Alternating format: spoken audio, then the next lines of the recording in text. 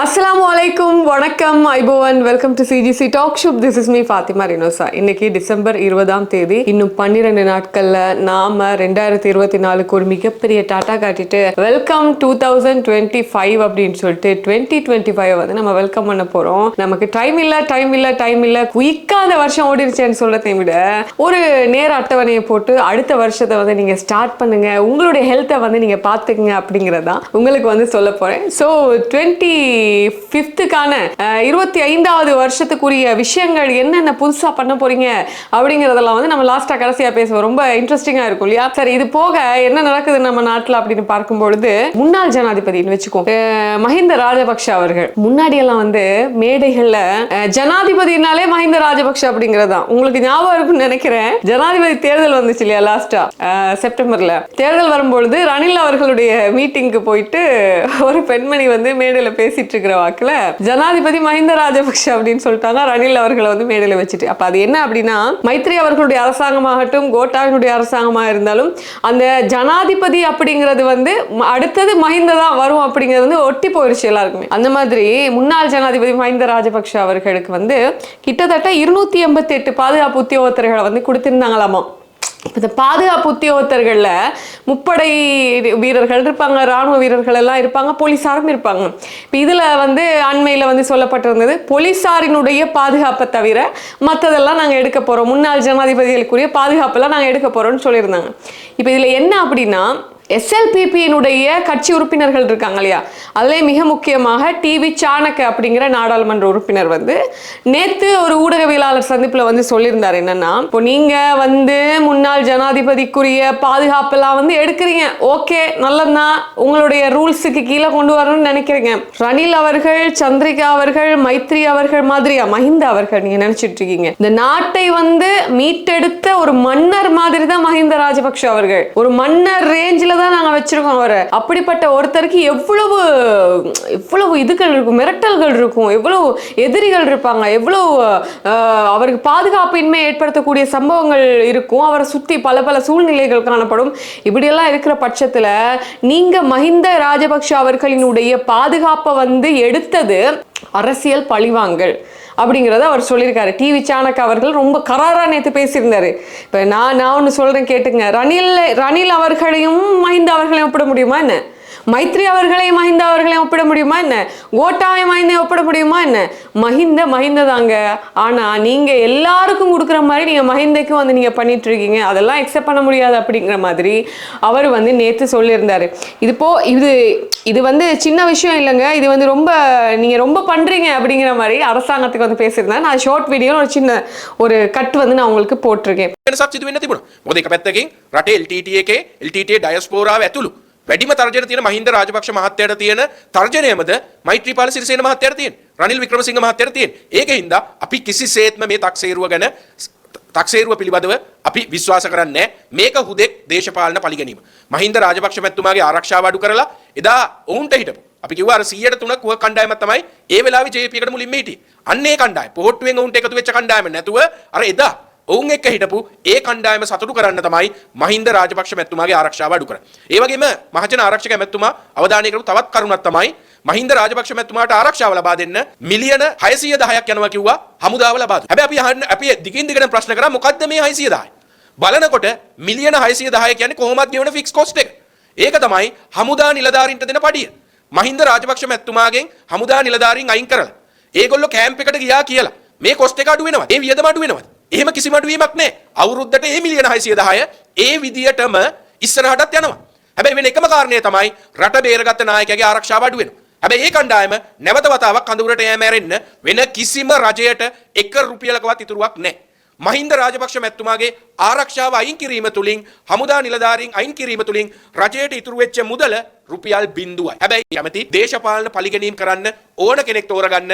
හැබැයි මේ රට බේරගත්ත නායකයා මහින්ද රාජපක්ෂ මැතිතුමාව තෝරගන්න එපා කියලා පිළිවීමක් කරන්න කැමතියි. ඒ වගේම තමයි අපි දැක්කා. இதுல என்ன அப்படின்னா, இப்போ இன்னைக்கு வந்து பொதுஜன பெரமுன கட்சியினுடைய செயற்குழு கூட்டம் வந்து விஜயராமையில் இருக்கக்கூடிய முன்னாள் ஜனாதிபதி மஹிந்த அவர்களினுடைய இல்லத்துல வந்து நடந்திருந்தது. இதுல நாமல் ராஜபக்ஷ அவர்கள், டிவி சாணக்க அவர்கள், கொஞ்சம் பேர் அந்த கட்சி சார்பான கொஞ்சம் பேர் வந்திருந்தாங்க. வந்த இடத்துல வந்து நாமல் அவர்கள் கிட்ட வந்து கேட்கப்பட்டது. இப்போ என்ன புதுசா பதவி எல்லாம் கொடுத்துருக்கீங்க 2-3 பேருக்கு, இன்னைக்கு என்ன பண்ண போறீங்க, என்ன நிலைமைகள் அடுத்தது? ஏன்னா இப்போ லாஸ்ட்டாக வந்து பார்த்தீங்கன்னா ரணில் அவர்களோட சேர்ந்து கொஞ்சம் பேர் போனாங்க, ஒரு 72 பேர் வரைக்கும் போனாங்களாம் ரணில் அவர்களுடைய சைட்ல இருந்து. ரணில் அவர்களுடைய சைடுக்கு போனாங்க, மஹிந்தோட சைட்ல இருந்து போனாங்க. அந்த ஆட்களுக்கு என்ன, இப்போ ரணில் சைட்லையும் பெருசாக ஒரு இது ஒன்றும் இல்லை, அவங்களுக்கு வந்து சைடில் போய் இருக்கிறதுக்கு பெரிய ஒரு ஃபிட்டும் இல்லை, ஒரு ஒரு பாண்டிங்கும் கிடையாது. அதனால் இந்த போன ஆட்கள் எல்லாம் என்ன பண்ணி பார்த்தீங்கன்னா பாதி பேர் திரும்ப மொட்டு கூட வந்து சேர்ந்துக்கலாம் அப்படிங்கிற ஒரு சுச்சுவேஷனில் இப்போ இருந்துட்டு இருக்காங்களாமா. அதனால் என்ன பண்ண போகிறாங்க, மொட்டு கட்சி இப்போ வந்து திரும்ப ஒரு அவங்க சைடுக்கு கொஞ்சம் ஆட்களை கூப்பிட்டு வச்சு என்ன பண்ணலாம் அப்படிங்கிறத வந்து இப்போ யோசிக்கிறதாக சொல்லப்படுது. இதில் நாமல் ராஜபக்ஷ அவர்கள் இன்னைக்கு சொன்னது என்னன்னா, போகிற போக பார்த்தா அரிசி பிரச்சனை வந்திருக்கு, உப்பு பிரச்சனை வந்திருக்கு, உப்பு கூட இறக்குமதி செய்கிறாங்கங்க. அதுக்கப்புறம் பார்த்தீங்கன்னா தேங்காய் பிரச்சனை வந்திருக்கு. இப்போ இதுக்கெல்லாம் வந்து எதிர்த்து கேள்வி கேட்கணும் எதிர்கட்சி தான். ஆனால் எதிர்கட்சியும் பெருசாக பேசுகிற அளவில் இல்லை, ஆட்கள் கொஞ்சம் சைலண்டாக தான் இருக்காங்க. அதுக்காக நாங்கள் என்ன பண்ணுறோம் அப்படின்னா, ஒரு டீமை வந்து அமைச்சு இப்போ நாங்கள் அதுக்குரிய நடவடிக்கைகள்லாம் எடுக்க போகிறோம் அப்படிங்கிற மாதிரி நாமல் ராஜபக்ஷ அவர்கள் இன்னைக்கு வந்து மீட்டிங்ல பேசியிருக்காங்க. இதுல என்னன்னா 2 பதவிகளை வந்து கொடுத்துருக்காங்க. அதுல ஒன்று தான் பொதுஜன பெரமுன அப்படிங்கிற அந்த மொட்டு கட்சியினுடைய புதிய ஏற்பாட்டாளராக டிவி சாணக் அவர்கள். நான் பேசினேன் இல்லையா, இவர் மஹிந்த அவர்களுடைய பாதுகாப்பை வந்து குறைச்சிருக்காங்க, அது சரியில்லை, அரசியல் பழிவாங்கன்னு அவருக்கு வந்து கொடுத்துருக்காங்க. அதுக்கப்புறம் பார்த்தீங்கன்னா புதிய கிராம தலைவர்கள் மற்றும் பிரதேச தலைவர்களை நியமிக்கும் பொறுப்பு ஜோன்ஸ்டன் பெர்னாண்டோ கிட்ட வந்து கொடுத்துருக்காங்களாம் அப்படிங்கிற ஒரு விஷயம் வந்து வந்திருக்கு. இது இப்படி போயிட்டு இருக்கு மொட்டு கட்சியினுடைய சைடு. இதுக்கிடையில நாமல் அவர்களுக்கு இன்னும் அந்த ஒரு இறுக்கமான நிலை போகல. அவரினுடைய அந்த சட்ட பரீட்சை இவர் வந்து ஏசி ரூம்ல இருந்து எழுதுனது, அவருக்குன்னு 2 பேரை போட்டு கொடுத்து எழுதுனது, அவருக்குன்னு தனியா உட்கார வச்சு எழுதினது, ஆமா நான் பார்த்தேன், நான் வெளிநாட்டில் தான் இருக்கேன், நான் ஸ்ரீலங்காவுக்கு வந்து சாட்சி சொல்லுவேன் அப்படின்னு சொல்லிட்டு நேத்து ஒருத்தர் வந்து சொல்லியிருந்தாரு, அந்த அரச கேஸ் போட்டவர். அதுக்கப்புறம் பார்த்தீங்கன்னா நேத்து நைட்டு சட்டத்தரணி அமிலா அவர்கள் வந்து சொன்னாங்க, ஆமா நானும் இதுக்கு சாட்சி நானும் சொல்றேன்னு சொல்லிட்டு கிட்டத்தட்ட அவரோட வீடியோ மட்டும் ஒரு 3.5 லட்சம் பேர் நேற்று நைட்டு பார்த்துருந்தாங்க. அவ்வளோ ஹார்ஷா பேசியிருந்தார் அவர் நாமலுக்கு எதிராக. நான் பயப்பட போறது இல்லைங்க, நாமல் ஒன்று நீ வந்து நாடாளுமன்ற உறுப்பினராக இருக்கணும், இல்லை நான் உன்னோட சட்டத்தரணி அப்படிங்கிற பதவி வந்தெல்லாம் நீ தூக்கி போடணும் அப்படிங்கிற மாதிரிலாம் பேசியிருந்தாரு. உங்க எல்லாருக்கும் தெரியும், ஒரு 7-8 மாசத்துக்கு முன்பாக நாமல் ராஜபக்ஷ அவர்கள் வந்து இந்தியாவுக்கு வந்து விஜயம் சென்று அங்கே தந்தி டிவிக்கு வந்து இன்டர்வியூ கொடுத்திருந்தாரு. அந்த இன்டர்வியூவில் அவர் பல விஷயங்கள் வந்து ஆங்கிலத்தில் தான் பேசினார். இப்போ நாமல் அவர்கள் நார்மலாக பார்க்கும்பொழுது அவர் படிக்காதவன் மாதிரி இல்லை, நல்லா படிச்சிருக்காரு, நல்லா பேசுகிறாரு, நல்ல டிப்ளமேட்டிக்கான சில விஷயங்களை வந்து அந்த தந்தி டிவி இன்டர்வியூவில் பேசியிருந்தார். அதை வந்து பார்க்கக்கூடியதாக இருந்தது. ஆனால் அவர் வந்து படிக்கலை, அவர் வந்து சட்ட பரீட்சை எழுதினது வந்து ரொம்ப ஃபோர்ஜரி பண்ணிட்டாரு அதில் அப்படின்னும் பொழுது இது நம்பலாமா வேணாமான் இருக்கு. பட் அந்த கேஸை வந்து நம்ம போக போக பார்ப்போம் என்ன நடக்க போகுது அப்படின்னு சொல்லிட்டு. இன்னைக்கு வந்து நாராயண்பேட்டையில் இருக்கக்கூடிய நிலமெதுர் அப்படிங்கிற கட்டடத்தில் மாவட்ட செயலாளர்கள் மாநாடு நடந்தது, ஜனாதிபதி ஏகேடி தலைமையில். இதில் ஜனாதிபதி அவர்கள் பிரதமர் அவர்கள் வந்து கலந்துக்கிட்டு இருந்தாங்க. ஜனாதிபதி அவர்கள் சொன்ன விஷயம், அவங்க கிட்ட ஊடகவியலாளர்கள் கேட்டது என்னன்னா, என்ன நீங்கள் இந்தியாவுக்கு போய் வந்ததுலேருந்து ஏதோ அப்படியாமே அப்படிங்கிற மாதிரி, சீனா இந்த மாதிரி பேசுகிறாமே அப்படின்ற மாதிரி ஊடகங்கள்லாம் இப்போ முணுமுணுத்துட்டு. ஜனாதிபதி அவர்கள் ஃபர்ஸ்ட் டைமாக பார்த்தீங்கன்னா அவர் வந்து பதவி எடுத்ததுக்கு அப்புறம் இந்தியாவுக்கு தான் போனாருங்க, சைனா போகலங்க. இதனால சைனா ரொம்ப கடுப்புல இருக்குங்க, வெறுப்புல இருக்குங்க அப்படிங்கிற மாதிரி சில யூடியூப் சேனல் எல்லாம் பார்த்தீங்கன்னா தம்ப்நெயில் போடுறோம் அப்படிங்கிற பேரில் வந்து சம்மந்தமே இல்லாமல் போடுவாங்க, உள்ளுக்கு போய் பார்த்தா எதுவுமே இருக்காது. அந்த மாதிரி இப்போ அவர் சொன்னார் என்னன்னா, நான் இந்தியாவுக்கு போய் வந்தேன் ஜனவரி மிடில் மத்திய நேரத்தில் பார்த்தீங்கன்னா ஒரு 10-15ஆம் தேதி மாதிரி வச்சுக்கலாம். நம்ம ஜனவரி மிடில் பார்த்தீங்கன்னா நாங்கள் சைனா போகிறதுக்கு வந்து உத்தேசிச்சுட்டு இருக்கோம் அப்படிங்கிற மாதிரி சொல்லியிருந்தாங்க. அது போக உள்ளூராட்சி மன்ற தேர்தல்கள் வந்து வர சித்திரை புத்தாண்டு முன்னாடி, தமிழ் சிங்கள புத்தாண்டுக்கு முன்பாக நாங்கள் வந்து நடத்துறதுக்கு இருக்கோம் அப்படிங்கிற மாதிரி அவங்க வந்து சொல்லியிருந்தாங்க. அது போக மாகாண சபை தேர்தலும் வந்து அடுத்த வருஷம் நடக்குங்கிற மாதிரி ஜனாதிபதி அவர்கள் வந்து சொல்லியிருந்தாங்க. இதுக்கு இடையில வந்து அவங்க கிளீன் ஸ்ரீலங்கா அப்படிங்கிறது திட்டத்தை வந்து உருவாக்க இருக்கிறதா சொல்றாங்க.